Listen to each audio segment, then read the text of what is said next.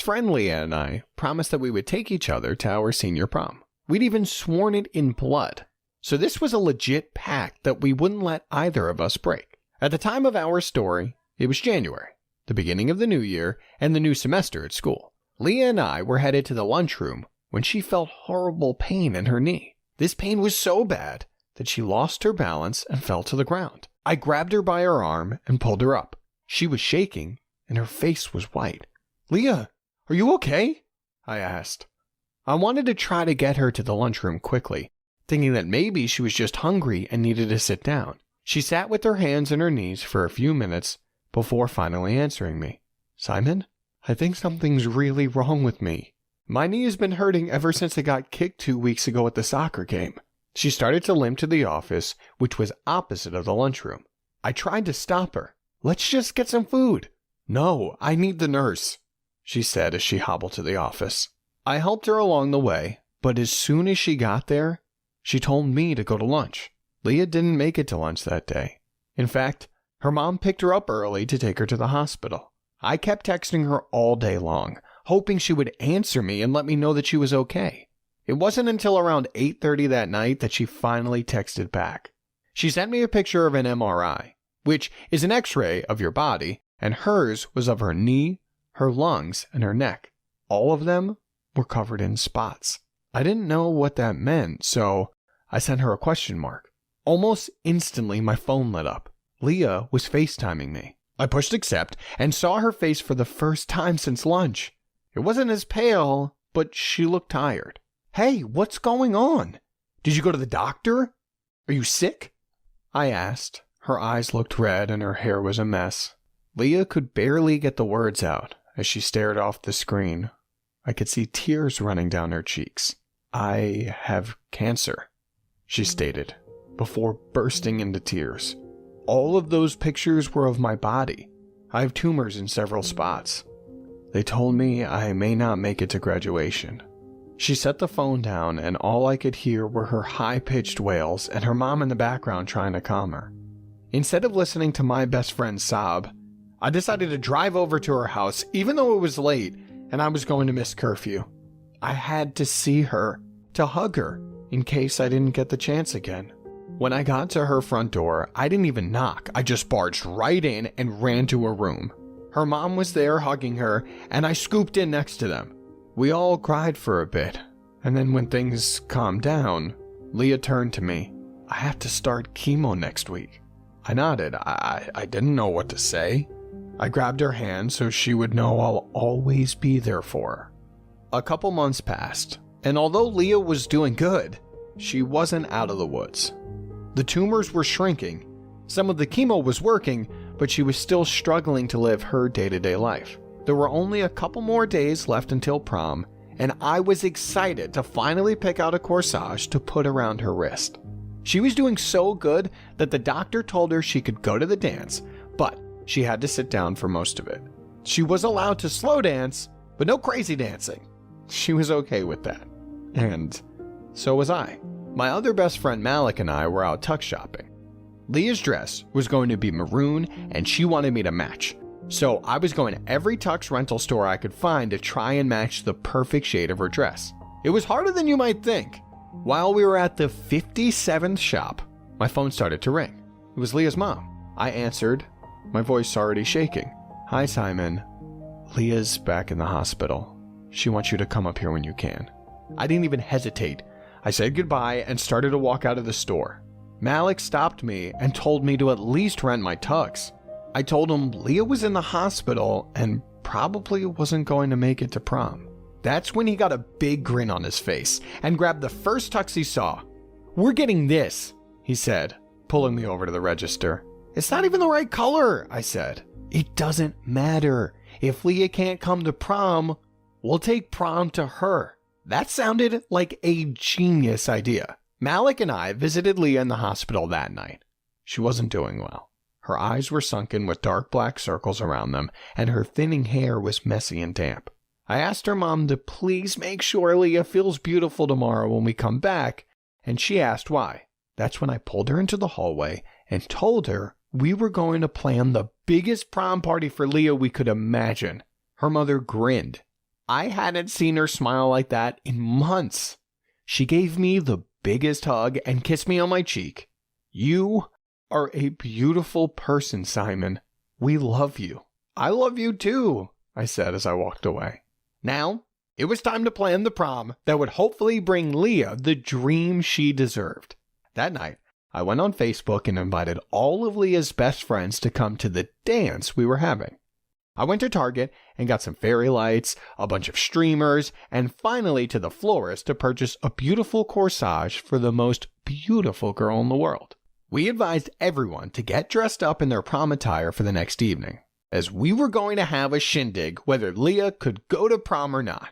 She deserved to be treated like a queen. Although some people declined our invitation as they didn't want to miss their own prom, many of our closest friends said they would come and even planned to bring food, drinks, and other things to make Leah feel like one in a million, which she was. Malik came over the next afternoon and we loaded up his truck with all of the things that we got over the last day and a half, including a Bluetooth speaker and a fog machine that Malik found in his sister's room. We got dressed in our tuxes and made sure that everyone that said they were coming would be there. Even Malik's girlfriend decided to come along. She got Leah's dress from her house and was going to do her hair and makeup before the dance. I couldn't wait to see the surprised look on Leah's face when we showed up. All night, she was texting me about how sad she was that she was going to miss prom, and she kept begging me to go without her. I told her that wasn't happening, and to just be happy, and I'd see her tomorrow. She didn't know we'd have all this for her, and I couldn't wait to show her. The drive to the hospital was filled with anticipation. Leah's mom met us at the front door to take all of the decorations. Leah had been sent to another room to do some tests, so we had time to set up before she got back. In just under half an hour, the hospital room sparkled with fairy lights and had gorgeous blue and green streamers running along the bed and window. Malik set up the fog machine, which the doctor said wasn't a good idea, so we had to leave it off. The music was playing softly, and we moved some of the furniture and medical equipment out of the way so we could have a dance floor. Leah arrived, and although she looked pale, her eyes lit up at the sight of what was ahead of her. At the same moment, she started to cry. "You guys, I'm not dressed for prom," she giggled and came over to hug me. "That's okay. We got everything that you need right here.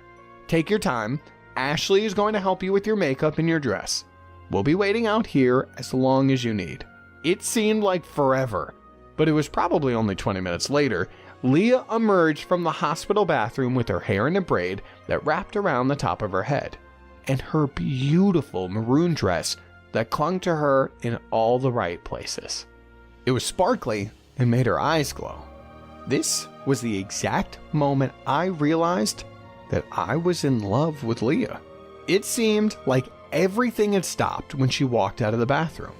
I was so happy to see her so happy. I went over to her and gave her a huge hug.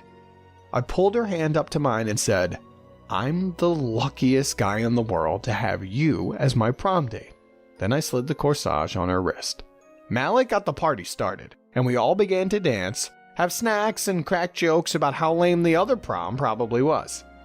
After an hour, I could tell that Leah was struggling to keep up. "Hey, you can sit down if you need to." She grabbed onto my arms as I helped her sit in the chair. She was looking pale again. "Are you okay?" I asked. She waved me off. "Yeah, I'm fine, just all the medicine and tests today. I'm tired. But I'm having a great time, and I am so happy and so thankful that you did this, Simon. I really appreciate it. I love you." I know she was saying I love you as a friend, but it made my stomach fill with butterflies. "I love you too, Leah," I said. There must have been a look in my eye that told her I didn't mean as a friend, and that's when she leaned over to kiss me. I had never kissed a girl before. Don't judge me. I know I'm a senior, but it was never something that I thought about. Kissing Leah felt like home. I just didn't want to break her. I knew she shouldn't be kissing me right now. I don't think she cared.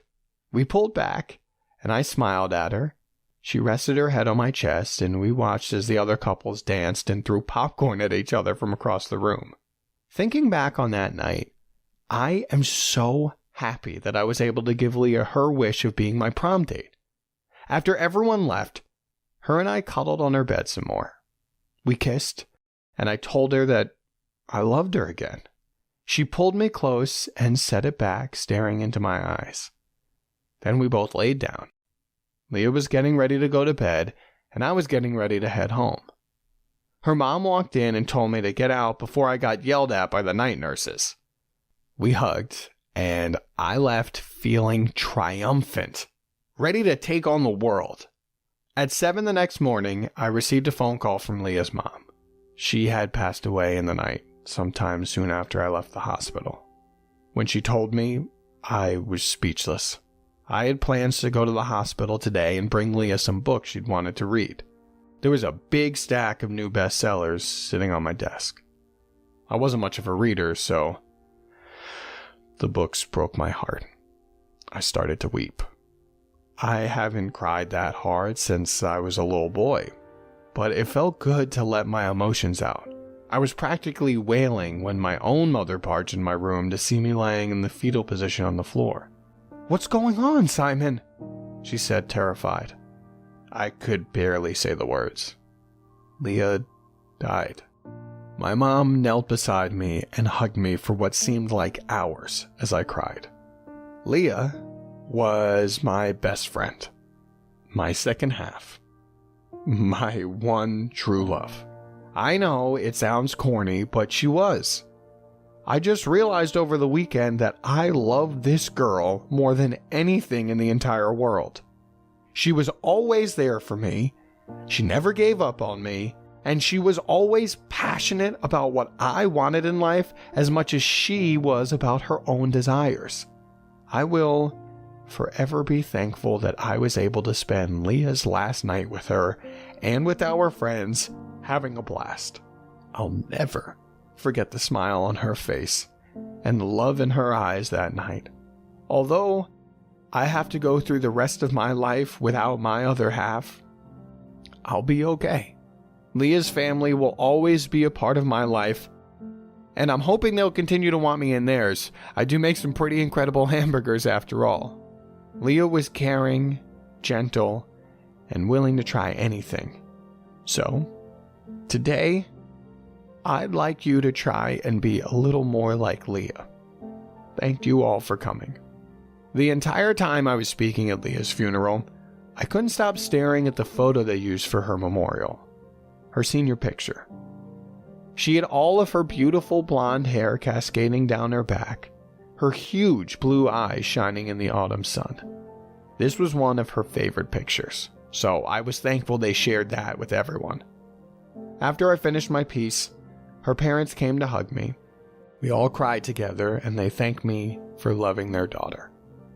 That happened over a year ago now, and I'm still recovering from the death of my best friend. Leah's parents are good. We get together every weekend for board games and burgers. I'm hoping as the years go on, we can continue to have this strong bond, and that whoever I end up with will be half the woman Leah was. I'm sure she'll help me out from where she's looking down on us. Thank you for listening to my story. What was something crazy you did for a friend? Please like and subscribe.